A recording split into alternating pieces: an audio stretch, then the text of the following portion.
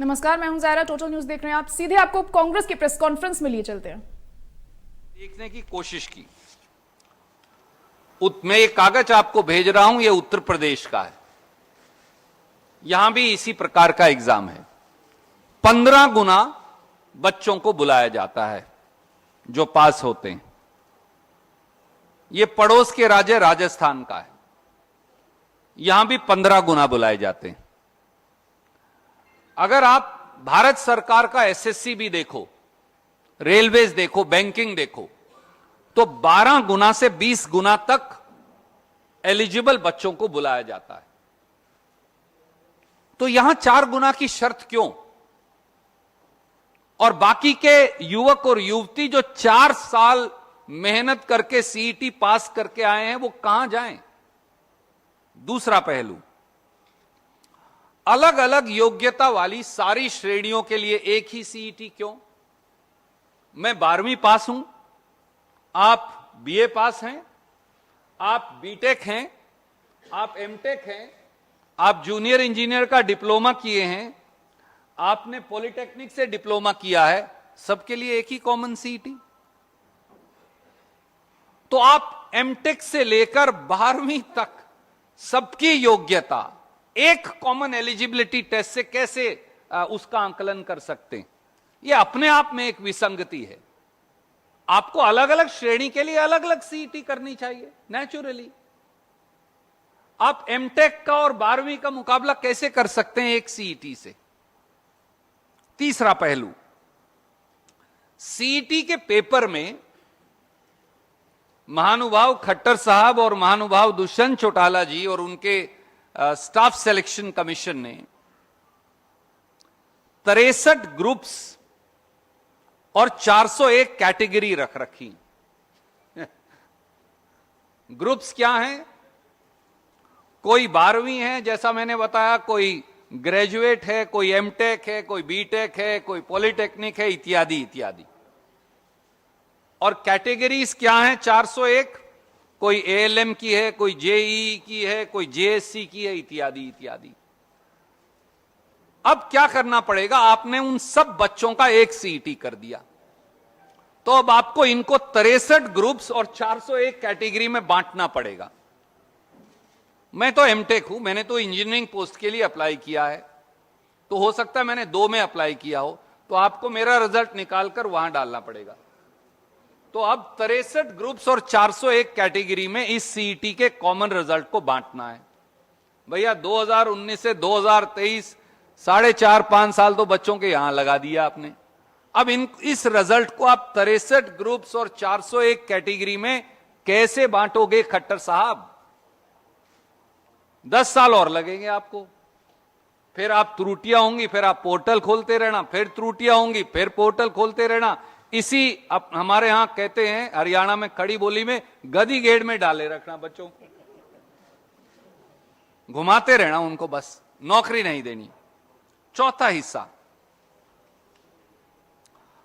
अनेक बच्चों ने अपने आप में रिजल्ट ही डिफेक्टिव है, अब भी जो अनाउंस किया है वो पास ही, वो चल ही नहीं सकता।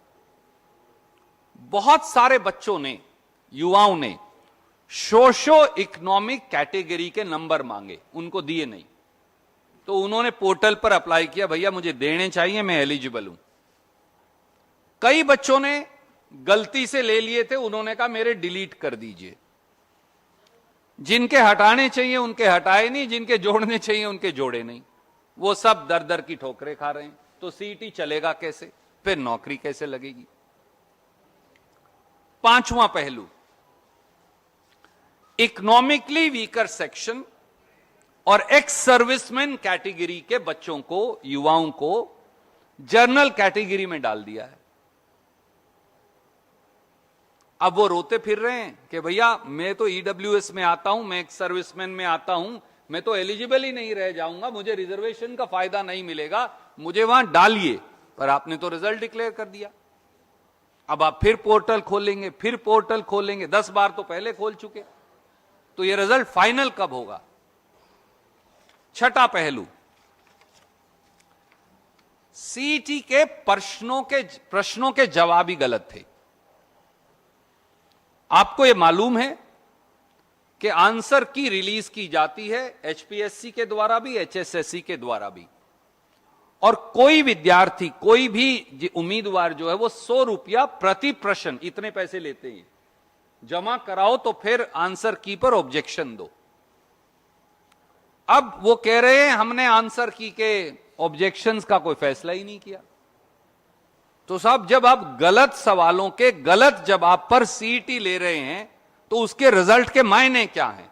और इसलिए मैं ज्यादा आपको, वैसे तो पूरा पेपर मेरे पास है, पर इतनी अकलमंद सरकार है भाजपा जजपा की, उसके 4 सवाल केवल आपको पढ़कर बताता हूं। क्वेश्चन नंबर 77 था सीईटी में, निम्नलिखित में से किस खिलाड़ी ने राष्ट्रमंडल खेल 2018 में कुश्ती में कांस्य पदक जीता? ए बबीता फोगाट, 2 गीतिका जाखड़, 3 विनेश फोगाट, 4 योगेश्वर दत्त, 5 उत्तर नहीं देना चाहते। अब ये 5 ही गलत हैं, क्योंकि सही जवाब साक्षी मलिक है। अब मुझे बताओ, क्या ऐसी तैसी करवाएगा कोई इसमें, और कैसे इसका नतीजा आप निकालेंगे? भाई, तुम्हारा एक ही सवाल, तुमने सारे सवाल ही गलत का जवाब ही गलत है तुम्हारे, 5 के 5 का। तो सही जवाब साक्षी मलिक है, उन्होंने विनेश फोगाट को टिक किया हुआ है। तो मैं गलत सवाल का जवाब दूंगा, गलत जवाब तो नंबर मिलेंगे, नहीं तो मिलेंगे नहीं। इनका एक और देख लीजिए। सवाल नंबर 81 था, who was the first Indian to be appointed as first chief justice of the Punjab high court in 1913? Gopal Singh, Alok Singh, sir Chhotu Ram, doctor Swaroop Singh, not attempted. सही जवाब है सर शादीलाल, उनका नाम ही नहीं लिखा। बताओ भैया, कैसे जवाब देगा बच्चा? अजीब आदमी हो आप। एक सवाल और मैं सैंपल के तौर पे दिखाता हूं। विश्व पर्यावरण दिवस की वर्ष 2022 की विषय वस्तु यानी थीम क्या है? स्वच्छ पर्यावास, स्वस्थ पर्यावास, सभी के लिए समावेशी विकास, अंतर का ध्यान रखें, न किसी को और न कोई स्थान पीछे छोड़ें, समावेशी विकास, सतत विकास। उत्तर नहीं देना चाहते। अब जवाब है ओनली वन अर्थ, वो इसके अंदर ही नहीं लिखा। तो क्या करेगा बच्चा भैया? क्या लिख के दोगे? कहां जाए बच्चा? वो इसके अंदर है ही नहीं, ऑप्शंस भी नहीं। एक और लास्ट में आपको पढ़ देता हूं। महाभारत में हरियाणा को डैश कहा गया है? बहुधनक, जय संहिता, हरिधाम, कृषिधाम। उत्तर नहीं देना चाहते। जो महाराज खट्टर साहब और दुष्यंत जी हैं वो कहते हैं कृषिधाम कहा गया है। कहा गया है बहुधनक, a land of riches and a land of plentiful grains. अब आपको महाभारत की जानकारी नहीं है भैया, क्यों ऐसे सवाल पूछते हो? जरूरी है खट्टर साहब वो पूछना जिसका जवाब ना आपको आता, ना दुष्यंत चौटाला को आता, ना चेयरमैन एचएसएससी को आता। क्यों बालकों के साथ इस प्रकार का व्यवहार कर रहे हो? अब जब आपने इनके जवाब ही करेक्ट नहीं किए आंसर की में, एक और नोटिस लगा दिया, 1000 रुपया और भरो फिर ठीक करवाओ। क्यों करें भाई?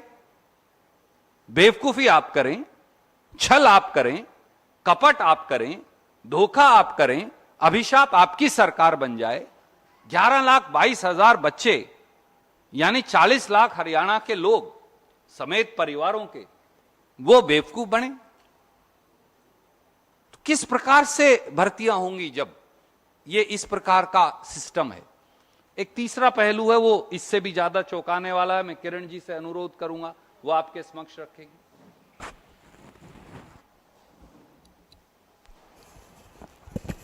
धन्यवाद रणदीप जी, बहुत विस्तार से आपने सचमुच में ये दिखाया कि किस तरह से ये कॉमन एलिजिबिलिटी टेस्ट तो एक्चुअली एक्सप्लॉयटेशन टेस्ट बन गया है, और किस तरह से हमारे बच्चों के साथ इतना ज़बरदस्त खिलवाड़ हो रहा है। शैलजा जी ने बताया कि किस तरह से 2 लाख पद जो हैं आज हरियाणा के अंदर खाली हैं। 2019 से लेकर 2023 के बीच कोई भी बड़ी भर्ती नहीं हुई है। युवा जो हैं वो दर बदर की ठोकरें